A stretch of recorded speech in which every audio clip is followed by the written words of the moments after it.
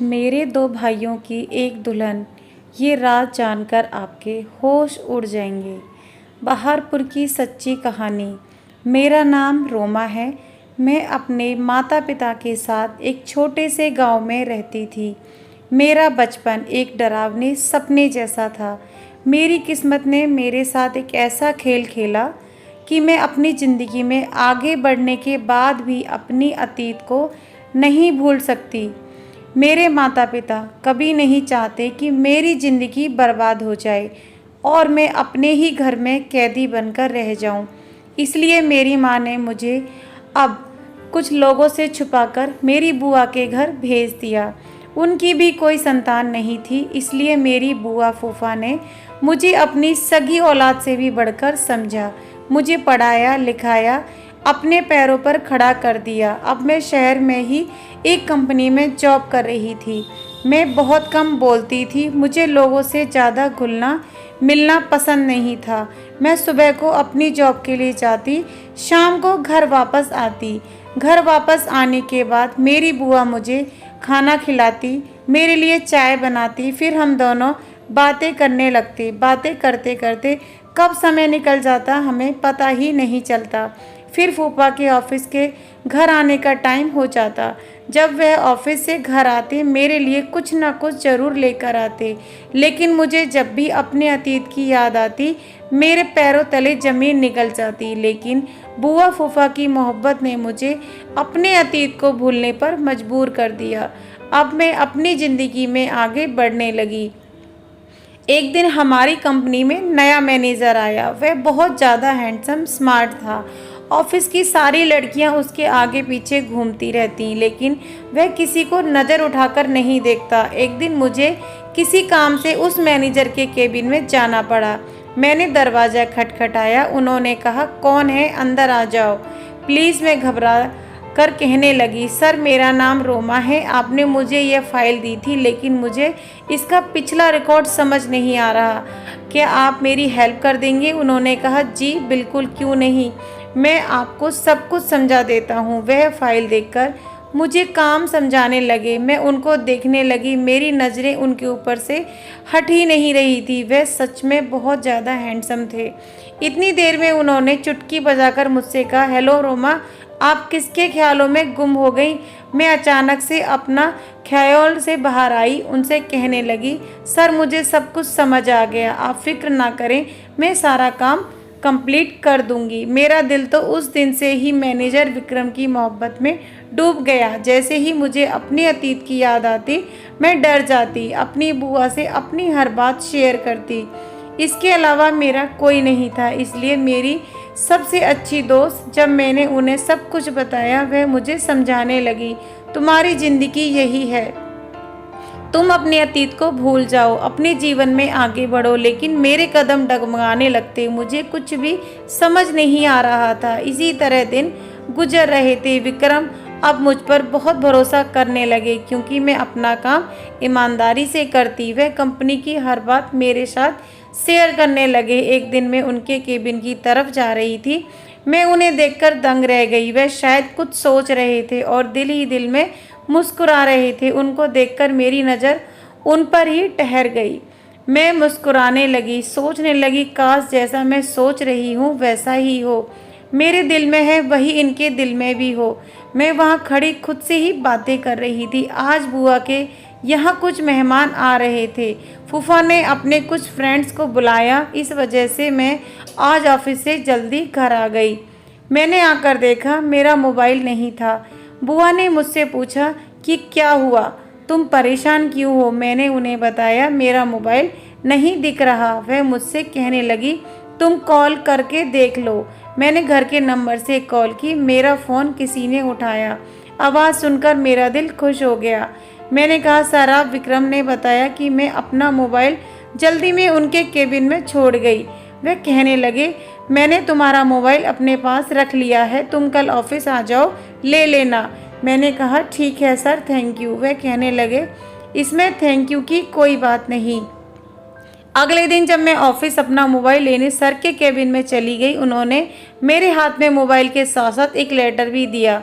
मैं ये देखकर घबरा गई। बिना कुछ कहे जल्दी से उनके केबिन से बाहर आ गई और सोचने लगी, पता नहीं इसमें क्या लिखा है जो उन्होंने मुझे दिया। जैसे शाम हुई, जब मैं ऑफिस से घर आई तो मैंने कमरे में आकर वह लेटर पढ़ा। उसको पढ़ने के बाद तो मेरे पसीने छूटने लगे। मैं बहुत ज़्यादा घबरा गई। लेटर में तो विक्रम ने अपने मोहब्बत का इजहार किया था। एक तरफ मुझे खुशी हो रही थी, जैसे मैंने सोचा था वैसा ही हो रहा था, विक्रम ने मुझे पसंद करते थे।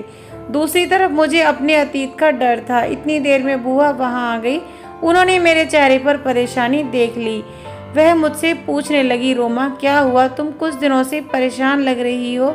मैंने उन्हें बताया, विक्रम ने मुझे शादी के लिए प्रपोज किया है। वह हंसने लगी, कहने लगी, इतनी सी बात, तुम घबरा क्यों रही हो। मैंने अपनी लड़खड़ाती हुई जबान से कहा, आपको तो पता है कि मैं शादी कैसे। उन्होंने मेरी बात बीच में ही काट दी। कहने लगी, भगवान ने तुम्हारी किस्मत खोल की है। इतने अच्छे लड़के का रिश्ता तुम्हारे पास आया है और तुम इनकार कर रही हो। तुम्हारे फूफा से बात करूंगी, वो ज़रूरी इस रिश्ते के लिए मान जाएंगे। यह कहकर वहाँ से चली गई। लेकिन मुझे कुछ समझ नहीं आ रहा था। एक तरफ तो मैं खुद इस बात का इंतज़ार कर रही थी विक्रम मुझे पसंद करता हो। अब सब कुछ मेरी सोच के अनुसार हो रहा था। मेरा दिल मानने को तैयार ही नहीं था। कुछ दिनों बाद विक्रम मेरा हाथ मांगने मेरे घर पर आए। उन्होंने खुद फूफा से हमारी शादी की बात कहने लगे कि मैं बहुत शर्मिंदा हूँ।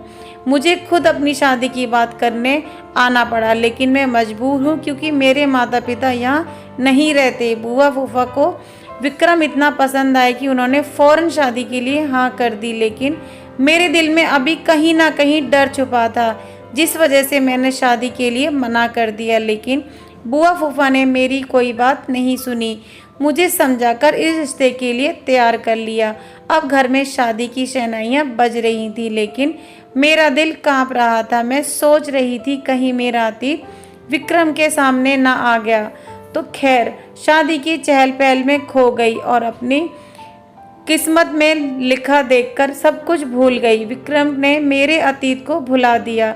हमारी शादी की तारीख तय हो गई।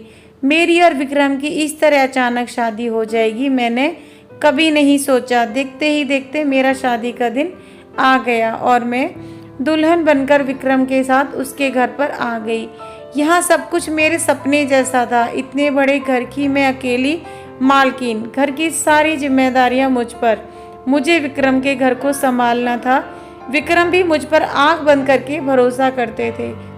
शादी की रात ही मैंने विक्रम से एक वादा किया। विक्रम ने भी अपनी सच्ची मोहब्बत के साथ ही आखिरी हद तक इस वादे को निभाया। मैं सोच नहीं सकती मेरी ज़िंदगी में ऐसा भी मोड़ आएगा। विक्रम और मेरी मोहब्बत कमज़ोर पड़ जाएगी।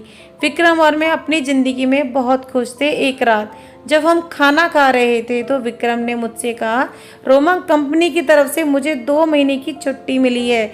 हम कहीं घूमने चलते हैं, बताओ तुम कहाँ जाना पसंद करोगी। यह बात सुनकर मुझे खुशी हुई। मैंने कहा, विक्रम आप सच कह रहे हैं। उन्होंने कहा, हाँ हाँ बिल्कुल। मैंने कहा, तो ठीक है, फिर हम आपके माता पिता के पास चलते हैं।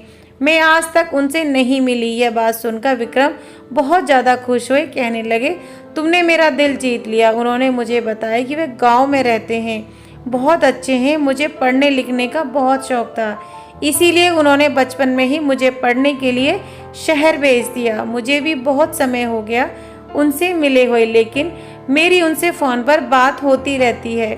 वह सुनकर बहुत खुश हुए। अब हम दोनों को देखकर बहुत खुश हो जाएंगे। मैंने पैकिंग करनी शुरू कर दी। विक्रम ने ट्रेन की टिकट करवा ली। अगले दिन जब हम उठे, किसी ने दरवाज़ा खटखटाया। मैंने जाकर दरवाज़ा खोला तो बाहर एक आदमी खड़ा था। उसने मुझसे कहा कि यह टिकट है, विक्रम सर ने भेजी है। मैंने उससे टिकट ली, अंदर आ गई। जब मैंने वो टिकट देखी तो मेरी आंखें फटी की फटी रह गई। मैं बहुत ज़्यादा घबराने लगी। इतनी देर में विक्रम आ गई। वह मुझे देखकर बोले, रोमा कहाँ गुम हो गई, सब कुछ तो ठीक है। मैंने उनसे कहा, हाँ सब कुछ ठीक है।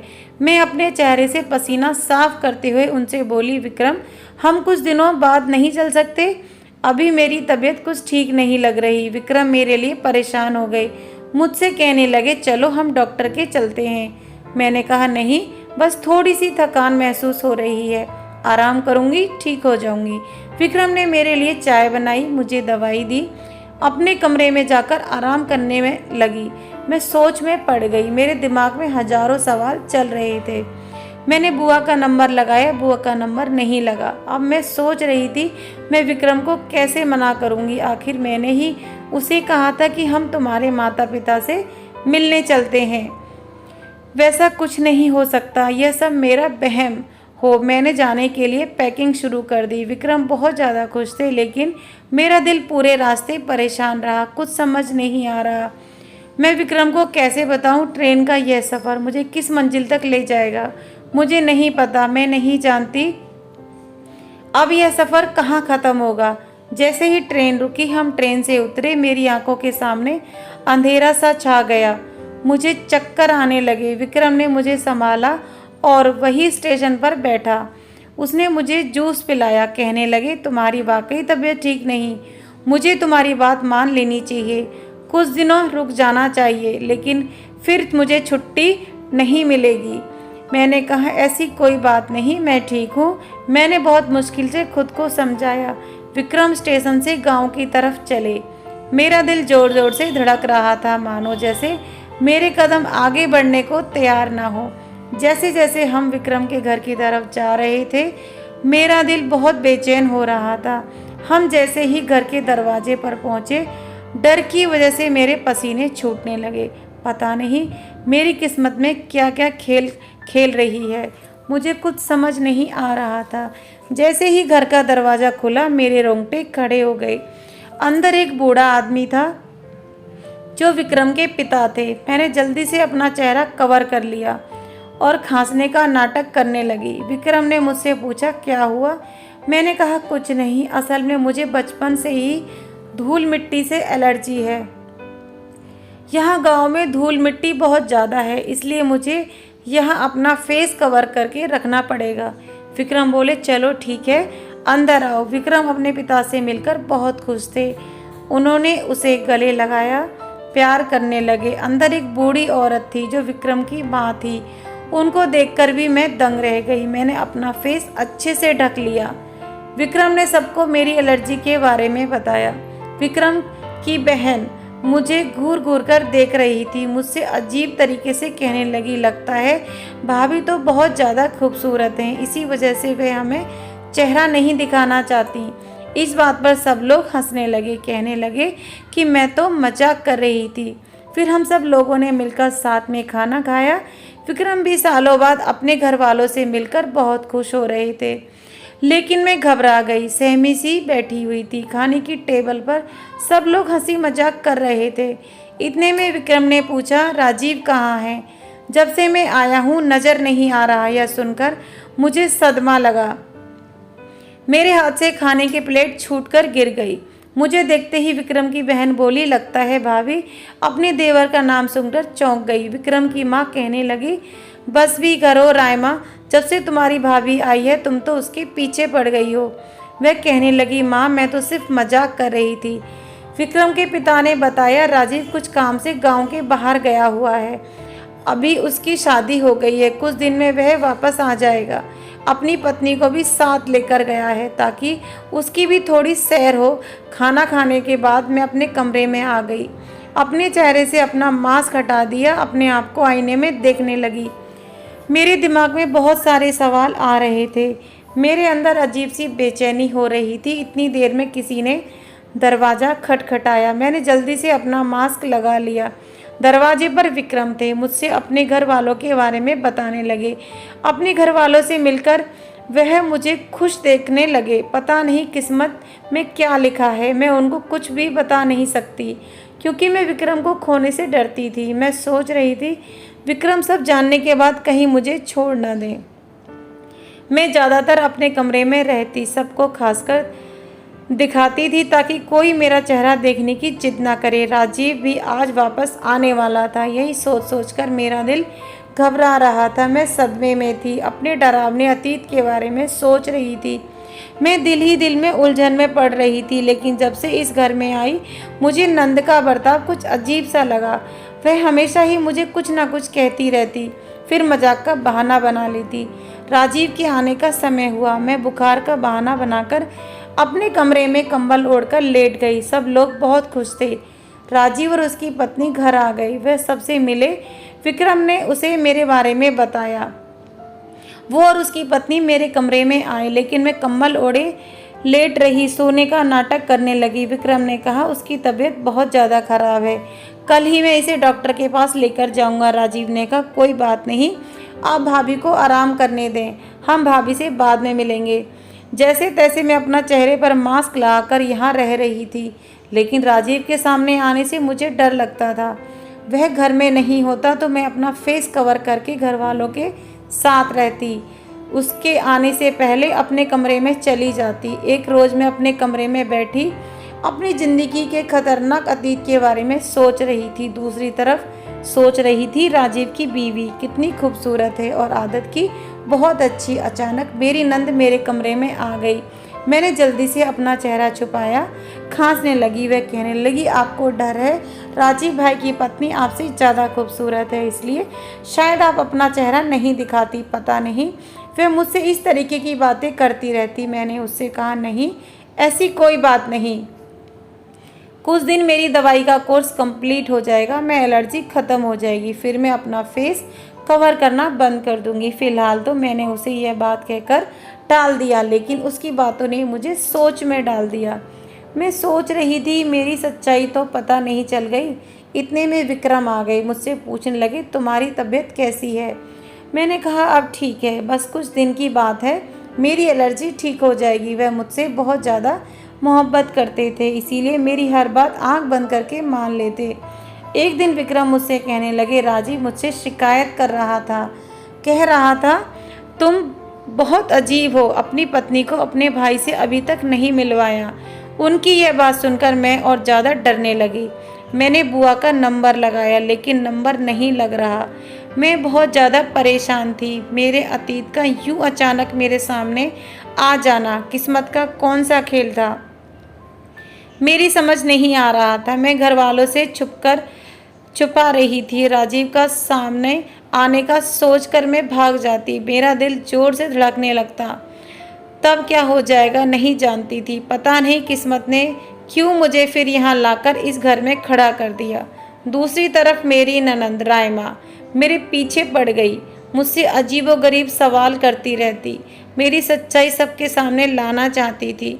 फिर मेरे बारे में सब कुछ जानती थी या जानबूझकर मुझे परेशान करती थी। एक दिन राजीव ने दरवाज़ा खटखटाया। मुझसे कहने लगा, भाभी मैं अंदर आ जाऊं? मैं एकदम घबरा गई। सोचने लगी, पता नहीं अब मेरे साथ क्या होने वाला है। मुझे पसीना आने लगा। मैं जल्दी से पीछे के दरवाजे से बाहर आ गई। मैंने विक्रम से फ़ोन करके कह दिया, मैं डॉक्टर के पास आई हूँ। आज तो जैसे तैसे मैंने खुद को बचा लिया। मुझे कैसे भी करके इस घर से दूर जाना था। ऐसा लग रहा था जैसा मेरा अतीत मेरे आने वाली ज़िंदगी का हिस्सा बनने वाला है। अब मैं गुमसुम और चुपचाप रहने लगी। मैं विक्रम से कहती कि प्लीज़ यहाँ से वापस चलें। यहाँ मेरा दम घुटने लगा। यहाँ मेरी तबीयत ठीक नहीं रहती। यहाँ पर मुझे बहुत ज़्यादा बेचैनी होती है। मेरा दिल नहीं लग रहा। बहुत ज़्यादा परेशान थी। विक्रम यह देखकर घबरा गई। सालों बाद कैसे मैं होश खो बैठती। मैं बहुत मुश्किल से अपने आप को संभाल रही थी। एक दिन अचानक ही मेरे सामने राजीव आ गया। वह मुझे देखते ही घूरने लगा, लेकिन मैंने अपना फेस कवर कर लिया। कुछ देर तक तो वह मुझे ऐसे ही देखता रहा। फिर उसने मेरी तबीयत का पूछा। मैंने बस हाँ में सर हिला दिया। वह भी वहाँ से बिना कुछ कहे चला गया। मैंने जल्दी से अपना सामान पैक किया। विक्रम को बिना कुछ बताए वहाँ से जाने लगी। जैसे ही दरवाजे पर पहुँची, मेरी नंद ने मेरा हाथ पकड़कर मुझे घर के अंदर ले आई। नजरें और सर झुकाए खड़ी थी। घर के बाकी लोग वहीं पर थे। ऐसा लग रहा था कि मैं मुजरिम हूँ। रायमा कहने लगी, मेरे दोनों भाइयों की एक ही दुल्हन, इसकी क्या वजह थी? यह जानकर आपके होश उड़ जाएंगे। उसकी बात सुनकर मैं चीख पड़ी। कहने लगी, नहीं, ऐसा कुछ नहीं, ये झूठ बोल रही है। विक्रम ने मेरे मुंह पर थप्पड़ मारा। मैं रोने लगी। मैं अपनी किस्मत के हाथों मजबूर थी, क्योंकि मेरा सच सबके सामने आना वाला था। विक्रम ने कहा, ये क्या है कह रही हो? आखिर सच क्या है? इसकी बात का क्या मतलब है? मैं सिसकियों के साथ रोने लगी। मैंने अपने चेहरे से मास्क हटा दिया। राजीव की तरफ देखने लगी। मैं सोच रही थी राजीव मेरी सफाई में सब कुछ सच बताएगा, लेकिन उसकी झुकी नज़रें देखकर मैं समझ गई, क्योंकि उसका झुका सर, झुकी हुई नज़रें इस बात को बयां कर रहा था कि मेरा ही कसूर है। मैंने विक्रम से कहा, मैं इन सब के अकेली जिम्मेदार नहीं हूँ। यह लोग मेरे अतीत में जो कुछ हुआ है इसके जिम्मेदार हैं। वह कहने लगा, तुम्हारा क्या मतलब है? यह सब क्या हो रहा है? आखिर यह सब कुछ क्या चल रहा है? कोई मुझे सच बताएगा? वह एकदम गुस्से में चीख पड़ा। मैं जोर जोर से रोने लगी, सबके आगे हाथ जोड़कर कहने लगी, प्लीज़ आप मेरी शादी को बचा लो। मेरी गलती सिर्फ इतनी है कि मैंने अपने अतीत को भुलाकर आगे की ज़िंदगी में कदम रखा, विक्रम से शादी कर ली। मुझे रोता बिलखता हुआ देखकर मेरी सास को मेरे ऊपर तरस आ गया। वे मेरे पास आई, मुझे गले लगाकर दिलासा देने लगी। विक्रम जब मेरा सारा सच बताने लगी तो कहने लगी, ये लड़की सच कह रही है। सालों पहले जब हमने तुम्हें शहर भेज दिया था, इस गांव में एक अजीब ही दस्तूर था। माता पिता अपने बच्चों की बचपन में ही शादियां कर देते थे, खास करके लड़कियों के माता पिता अपने सर के बोझ को कम करने के लिए अपनी बेटी की शादी बचपन में ही कर देते। इस लड़की की, राजीव की, बचपन में शादी कर दी गई, लेकिन जब बच्चे जवान होते हैं वह इस बचपन की शादी को मानने से इनकार कर दिया करते हैं। अगर उनके माता पिता उनसे जोर जबरदस्ती करते हैं, वह तंग आकर घर छोड़कर चले जाते थे, फिर अपनी पत्नी को तलाक देते थे। वह बताने लगी, इस तरह राजीव रोमा के साथ भी किस्मत ने यही खेल खेला। इनका भी बचपन बर्बाद हो गया, लेकिन राजीव ने घर से भागकर अपनी पसंद की लड़की से शादी कर ली। यह बेचारी किस्मत की मारी राजीव का इंतजार करती रही। गांव वालों ने इसको ताने देकर इसका जीना हराम कर दिया। यहाँ तक कि खुद घर वालों ने, रिश्तेदारों ने इसका साथ नहीं दिया। ये यहाँ हमारे घर आ गई, लेकिन हमने यहाँ इनको चैन से जीने नहीं दिया। कुछ दिनों बाद राजीव ने इसको भुला दिया। कहने लगा, मेरा इससे कोई रिश्ता नहीं। हमने इस लड़की को यहाँ से धक्के देकर निकाल दिया। यह बेचारी दर दर की ठोकर खाती रही। फिर मैंने विक्रम को आगे का सच बताया। इसके बाद मेरी माँ ने मुझे बुआ के पास शहर भेज दिया और मुझे अपनी कसम दी कि मैं अपने अतीत को भूलकर अपनी ज़िंदगी में आगे बढ़ जाऊंगी। कभी भी सच को किसी के सामने नहीं बताऊंगी। विक्रम कहने लगा, इतना बड़ा सच तुमने मुझसे छुपाया। यह सब लोग तुम्हारे गुनहगार हैं, लेकिन तुम मेरी गुनहगार हो। मैंने तुमसे सच्ची मोहब्बत की, तुमने मुझे कुछ भी बताना जरूरी नहीं समझा, और तो तुम मेरे भाई की पहली पत्नी हो। यह सब कुछ जानकर तुम कैसे मेरे साथ रह सकती थी? तुमने अपने अपने साथ साथ अब मुझे भी इस पाप का भागीदारी बना लिया। जब तुम्हारी पहली शादी हो गई थी तो तुम मुझसे कैसे शादी कर सकती थी? यह सुनकर मैंने राजीव की तरफ देखा। वो चौंकने लगा, बहुत घबराया। मेरे और राजीव के अलावा राइमा भी सारी सब जानती थी। मैंने राइमा को घूर कर देखा। इतनी देर में राजीव की पत्नी ने उसे जोर से थप्पड़ मारा। कहने लगी, ये सब क्या चल रहा है? तुमने मुझे धोखा दिया, धोखे से मेरे साथ तुमने शादी की।